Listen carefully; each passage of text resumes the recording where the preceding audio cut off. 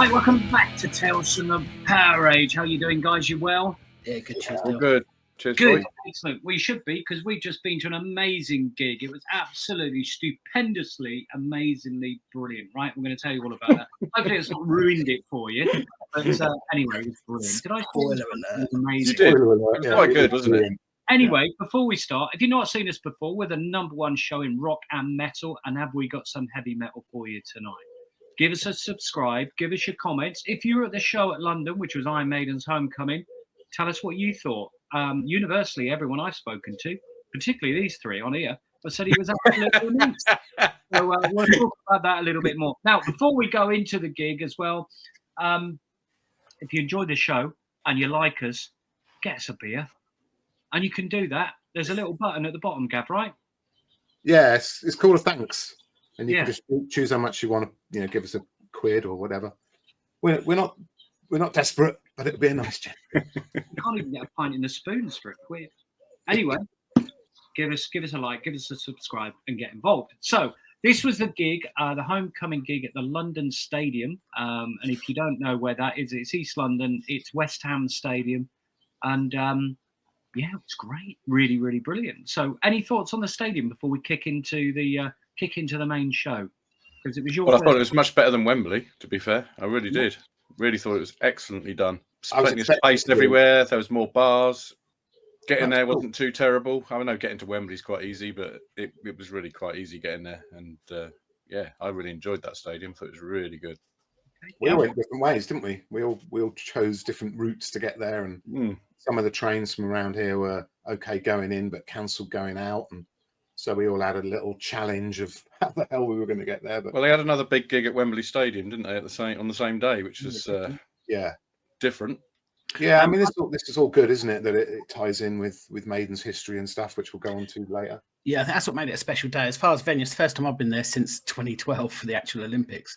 And it's amazing what's all sprouted up since then, all the Westfield shopping centre and all that sort of stuff. So it's quite a complex. There were a hell of a lot of people that were there, not for the metal show. Yeah, it was freaks you out, doesn't it? For the heat of the day, it was ridiculous how many people were there, to be honest. Yeah, but the actual infrastructure, it worked really, really well. I like I do like it when it's a stadium show. I do like it when they have unreserved seat in a lower bowl. That always makes me happy. So you can choose to sit or you can go on the pitch, which they do at the Emirates. They don't do that at Wembley Stadium anymore either. So you pay your money, you take your choice. But I thought overall, really, it was a thumbs up for the venue. Okay, well done, West Ham. That's not often we give a thumbs up to a huge stadium show in terms of the arena. So that's good news for you guys. And the drinks were a little bit cheaper. So just one other tip on the drinks. If you just go around the back of the stadium, there was no one queuing at all. And everyone else was queuing for ages. And we'll talk about the merch in a bit and how big some of those queues were. But should we have a look at the vid of us arriving, Gav? Yeah, me and Dyl went up together and had a few beers before we went to the park. But when we arrived early, didn't you? When we arrived, we actually remembered to record something. So congrats we to us. We decided to swerve Garden Rescue, unlike the rest of the people on this. Yeah. So here we are. Right, welcome back to Tales from the PowerAge, and we are here live at the stadium, from the Olympic Stadium in London. And tonight it is Iron Maiden, as you know, so really looking forward to this. An amazing set list from some of the other shows. Gav, what are you looking forward to? Well, it's a dream come true for me to see these songs again. My favourite era has to be, look how old we are. Rude. But yeah, I mean, just back to the Power Slave, back to the Rime of the Ancient Mariner, the glory days of Maiden. Never thought I'd see it again. And here we are. And we've got maybe 15, 20 friends coming. It's going to be a good night. It should be really good. You're right with the Rime of the Ancient Mariner. Oh my gosh, really looking forward to that. Any other tracks or any other tunes that you know they're going to play? Well, Murders in the Rue Morgue? Yeah. Looking forward to that. Being a drummer, interested to see Nico's replacement. Yeah. I heard really good things, and I think he's a brave man. But typical Maiden, he'll have everyone's support. Maiden fans are like that. They're not gonna slag him off. And Steve knows what he's talking about because he's played with British Lion for so long. So yeah, have every faith it's going to be awesome. So for any of our friends that watch this not in the UK, This is what it's always like in June. It's absolutely scorching. It's lovely. We're not in LA or Santa Monica. This is what the UK looks like right now. Yeah. And this is where the Olympics was in 2012. 2012, yeah. The Aquatic Centre was there. Yeah, there you go. The stadium there, the weird slidey thing there, actually seems like it is still being used, unlike a lot of other that's right. Olympic places. So, but we're absolutely looking forward to it. So, turn look. around and see the crowd. Yeah. Look. With all the Maiden fans coming in. It's unbelievable. We're talking 4:30 and everybody's still flocking in. Slowly come in. Anyway, we'll give you another update in a bit. See you later. Bye. Classic. So there you go. So that's going in. And you know, it just reminded me quickly of how hot it was, wasn't it? It was absolutely boiling. 30 degrees, wasn't it? So yeah. Jam, you like the sunshine? You like the sunshine, Jam? It was a hot day. Hence, we didn't get it quite as early. So at that point, we were at Baker Never Street. seen a man put as much sun cream on. We were in Wetherspoons in Baker Street at that time, making sure we were fully refreshed and hydrated. Very important for gingers like myself. But yeah, lovely video. Like it, boys. Nice. And then we, do you know one of the things that really struck Gav and I as we were walking in towards the stadium was the setup for the merch. There was a huge tent on the left, and the queues were just absolutely outrageous. I mean, Gav, what it must have been 2-hour queue to get to the front of that. Yeah, but people were going to the very first merch stand they found, as if they'd never been to a gig before and didn't understand how it works, because they were snaking. They had all these barriers, and it would have been, like you say, hour and a half before they got served, whereas they had probably 25 other ones as you go in. So my daughter Leah went, and she got in the stadium at 5:15.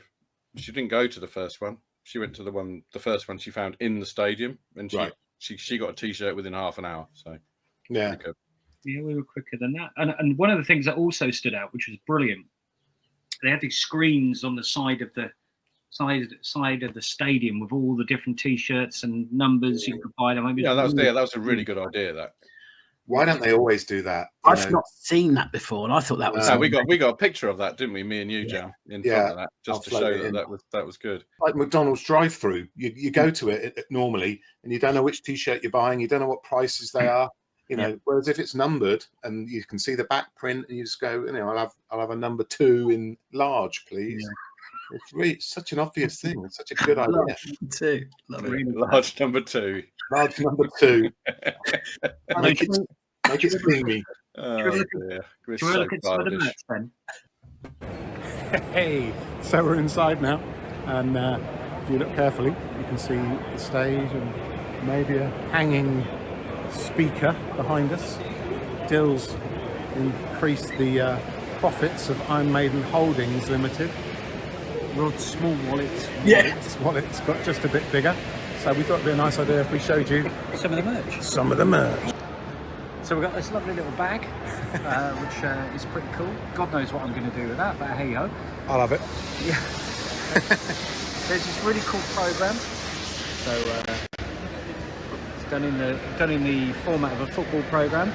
Yeah, for those that don't know, this is the West Ham Stadium, and up the Hammers, up the Irons. Maiden have always been up the Hammers, up the Irons, same thing. Steve is a massive football fan. So Steve, this is Steve's idea of heaven, is to play West Ham Stadium, and so they've done it's not a regular program, it's not a concert program, it's a football program. There's the postergram. There's a postergram like they did on the last tour. With a little OBI on it as well, which is almost ruined already. Only had it 10 minutes. So a couple of bits. Let's have a look at these. He's got his hat on, as you can see. Hey, put one. Your hat.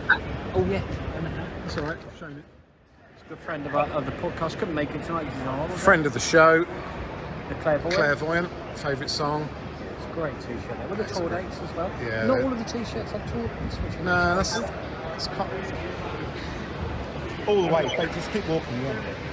I treated myself to this Friend of the show, just asking where the merch is. absolutely huge for a medium, by the way. So love that. Maiden shirts have been quite small recently, Yeah, that's but cool. these are back to decent sizes. I mean, looks great. Yeah, your average Maiden fan will be chuffed to have a medium. Yeah, look at that, absolutely brilliant. Cheers, buddy. Thank you, mate. There you go. Friend of the show. The brethren loving it. And then finally, I thought, Oh, check this out. sod it. Let's just Ones with push the deeper pockets. boat out. There you go. So I play Look football on at Tuesday that. night, which is pretty cool. And there's the number Proper 11. football shirt. Stevie Harris.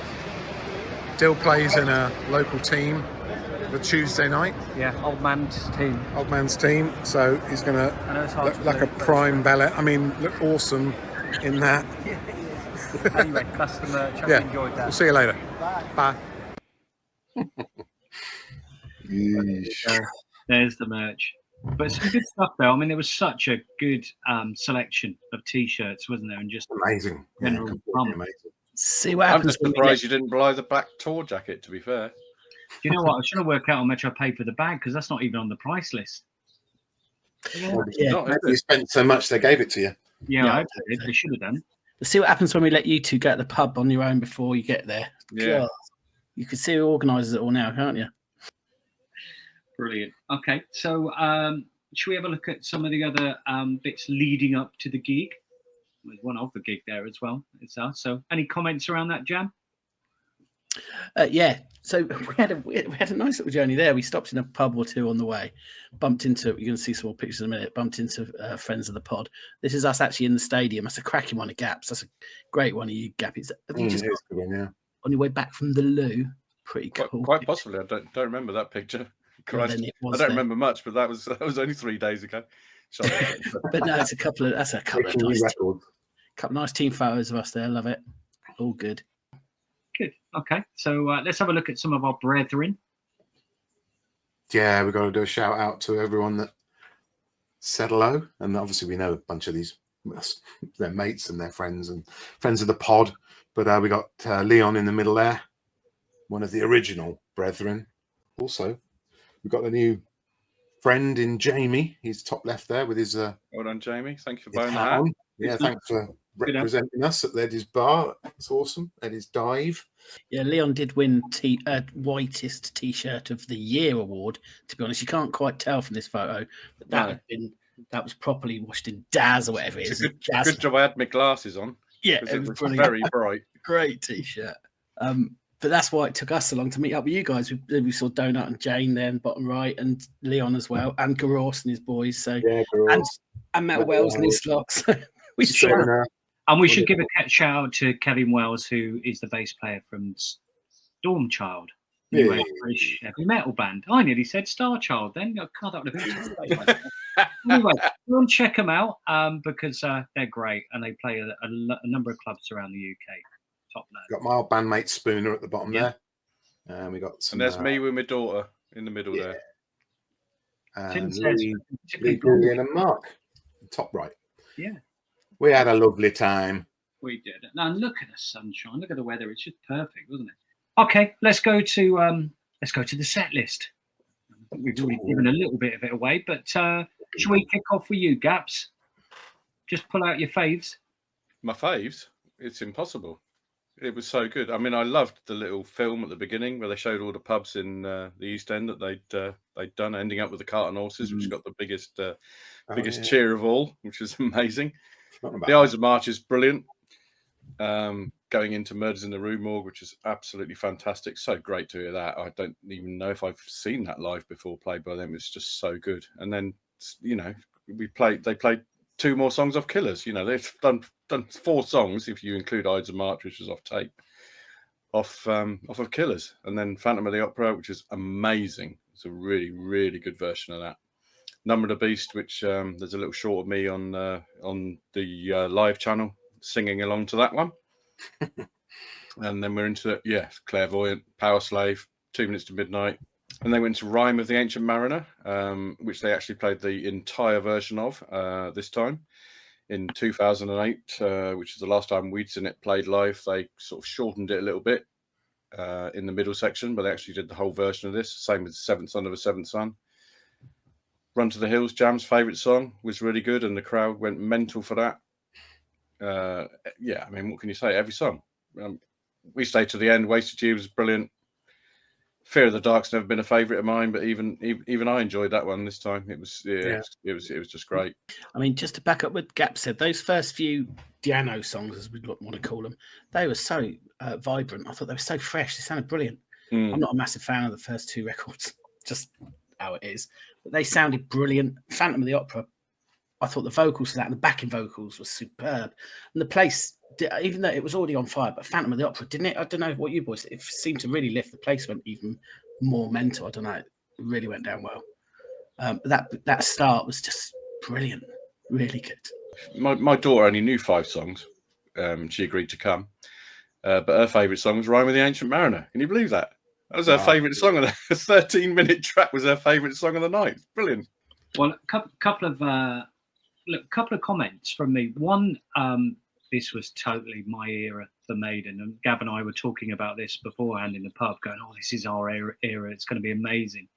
This was the 80s era that we grew up with, so it was such a thrill and a treat to see many of these songs being played live, and they do play them from time to time. But this set list was just, well, it's just our teens, really, our teens and pre-teens.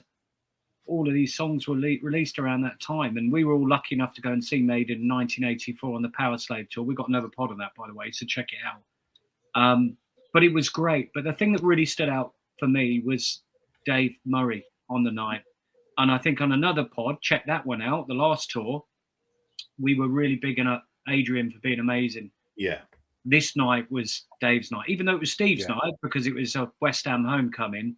Dave Murray, was, in my opinion, was absolutely sensational. No, he was flawless. He was utterly brilliant. Incredible. Absolutely brilliant. Amazing. Yeah. So, yeah, they were brilliant. I love every one of those songs. It was brilliant. Can't fault it. But I nudged you, Dyl. I think if I remember about 6 or 7 songs in, I think I nudged you and went, I nearly swore.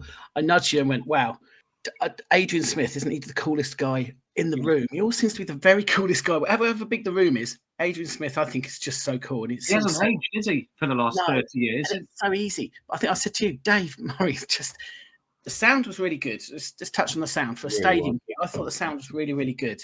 And you could hear everything coming through, whether it was Steve's bass when you needed it, or the drums. I thought was a really good sound as well. Bruce sounded really good, but Dave Murray's guitar, didn't it? I nudged. It just sounds so good, effortless as well. Yeah. He's playing some brilliant stuff, and it's just effortless. I got to agree with you. It's just brilliant. Dave Murray. The fans loved Adrian getting his old guitars out. Yeah. Those in the know. You know, kind of recognize those vintage guitars from the 80s. Number of the Beast. Yeah, so good. I think, like Gav, I was a little bit worried about what the drums were going to be like, but I thought he nailed it big time. I thought it was superb. Really, really good. What did you think, Gav? I thought the hardest thing to get used to was the look of the drums. It was quite funny. Yeah, that is true. It looked, he doesn't want to be a Nico clone, obviously, but the drums did look kind of insignificant. Well, that's what Bruce said, didn't he? He said you can see the drummer. Yeah, so that was just very, very different. We're so used to the massive drum kits of the last two drummers that it kind of didn't look good. But I'm glad he decided to do what he does, because that's what we've got him for. I think he was brilliant. Yeah, I think a couple of times some things felt like they were falling out of time. Whether it was Bruce being slightly out of time, or it was never the drums, but it was always just a I think we just noticed that, didn't we? But they got it back into step very quickly. So pro bands can, who knows what was happening? Maybe it was their inner ear things going, or no. I was really impressed. I mean, the whole thing just flowed. I guess another thing that we haven't mentioned is we were kind of at the side a little bit. So I don't think we've got the full benefit of the amazing stage show from front on. No, it didn't really make much of a difference to my enjoyment of the day, but I'd love to see it on Blu-ray one day. Every song had a different style and had a different look. They're using these digital screens now, but not the horrible bright ones that Judas Priest and people like that use. They're really classy and done really, really well. And not distracting like they can be. I thought it was fantastic, but I'd love to see it in all its glory, you know, on a film. So hopefully they filmed this one. This one would have been the one to. I mean, obviously they filmed it, but hopefully they've got it in mind to release it. Well, if you look at all the comments, it must be the one to film, because everyone who's been said it was utterly amazing. Yeah, that I've seen on Facebook and Twitter and everything. Oh yeah, yeah. In contrast to Guns N' Roses recently, you know, with they completely nailed it. And talking of the sound was the main criticism, wasn't it? I can attest to that too. Even I was at Guns N' Roses 2 days before, and the sound was night and day between that gig and this one. I think the London Stadium, the Olympic Stadium, West Ham, whatever you want to call it, is a better venue for gigs. I've been to a few there, and the sound is generally much better than Wembley, because that was designed for an echo.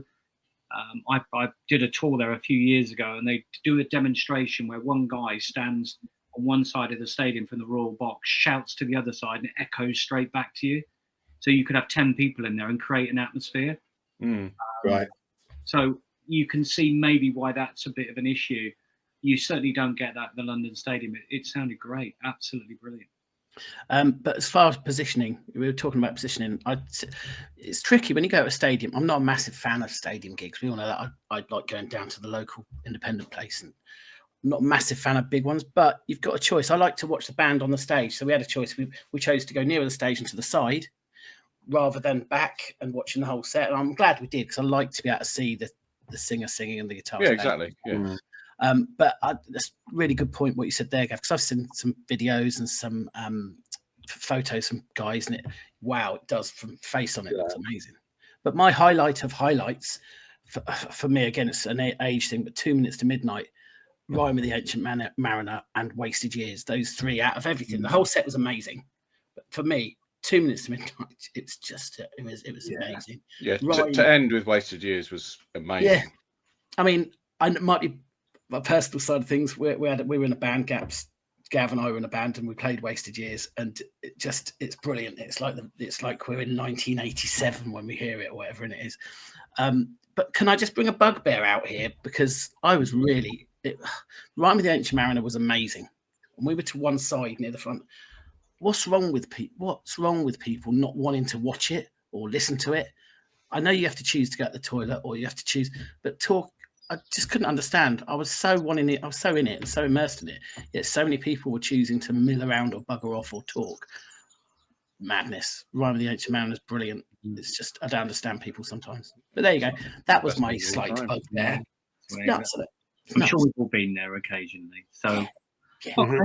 Good. So that was the set list. And I think, look, a resounding huge thumbs up from all of us. So everything, if you put ingredients into a pot, right, for a classic gig, you've got it in spades here, right? So you've got the set list, big tick. You've got the weather, huge tick. You've got all your mates, massive tick. And you've got a band absolutely on fire, big tick as well. So couldn't do anything wrong, could they, in our minds that night? So it's well done, Maiden. It was brilliant. Yeah, well done. And we actually got a really cool thing shot by one of our new brethren, Jamie. Let's just show it. Don't want to put the sound on, because then we'd have to. But look at that. That's fantastic, isn't it? Good lad. Well done, Jamie. Thank you. Would now be the great, I know we've covered a couple of the members off, but Steve Harris, the legend that is, he's a living legend, and we're watching that guy. We've seen him at our local independent music venue. Yeah, when we've been about 3 yards from him. Yes. And he gives 100% then, and he's here having the gig of his life, giving 100%. Dill's seen him at the Booking Hall Dover, and he'll be out there again. They're doing 6. I think British Lion doing 6 nights at the Cart and Horses soon. I think, and they're playing Dover. August. The guy is amazing. He's the guy. It's just amazing what he creates and what he does, and for the love of it, it's just brilliant. Such an amazing person. The Eddies were brilliant as well. To be fair, I don't normally like the Eddies coming on stage, but they were really, really good this time. Just back to Steve as well. It's worth mentioning. When Bruce introduced him to the crowd, and he needs no introduction, right? He was looking really emotional, looking out. I thought that too, stadium. I thought he was going to cry. And it was great. It was choking me up just watching it. I stood there looking at it all going, I'm playing West Ham. I'm playing West Ham. Yeah, brilliant. He must have been planning that for so many years, or dreaming about it. Yeah. The emotion was tangible, wasn't it? You could feel it from early on in the set when Bruce first spoke about it, and then like, throughout, it really did feel like it actually meant something. None of your marketing tripe. Do you know what I mean? This is actually something that meant something. I think that's one of the things that most of the fans have commented on, the fact that it was that made it one of the best gigs they've ever seen by Iron Maiden. I'd definitely put it up there. 100%. Put it up there with Power Slave 84. Really good. Okay, well that was the mighty Iron Maiden at West Ham. So up the irons for all you lovely West Ham and Iron Maiden, more importantly, fans watching this. It was brilliant. Now, if you want to watch, we've uploaded a couple of videos. We don't sit there filming all night, but we put a couple on our live channel. We put the amazing Phantom of the Opera. I was so excited to see that live, and it was brilliant. And so have a lot of other people. There's lots of people have watched that so far. And Gaps took a video of Aces High as well, which is also absolutely fantastic, and we've uploaded that too. So check it out.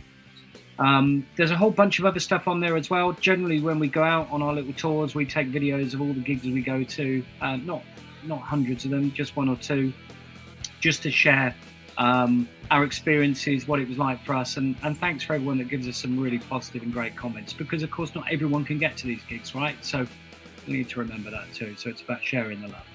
Now, if you wanted to get in contact with us, you can, or either through Facebook on Tales from the PowerAge. We're on X on Tales from the PowerAge at TFTPR. We're on Bluesky. We're on Instagram on Tales from the PowerAge. Now, if you like Jamie and want some merch, you can go to Spreadshop and hook yourself up with a cap, a t-shirt, a sweatshirt, all manner of stuff. I don't think we've actually got to toilet seats yet, but we're working on it. We're not quite at Kisses level right yet. You can go online at www.talesfromthepowerage.com if you want to find out a little bit more about us and how we've all known each other such a long time. What was great for us at this gig, we saw Maiden 41 years ago at our little old venue back in Oxford Apollo, and here we are. It's almost gone full circle back to Iron Maiden's home in East London, and it was absolutely brilliant and total and utter pleasure to be there. So I hope you enjoyed that. Ring the house bell. Give us your comments if you were there. And like Gav said earlier, there's a little thanks button on there. If you want to buy us a beer, please. You're pushing on an open door. Hope you enjoyed that, guys. See you later. Cheers, guys. Easy.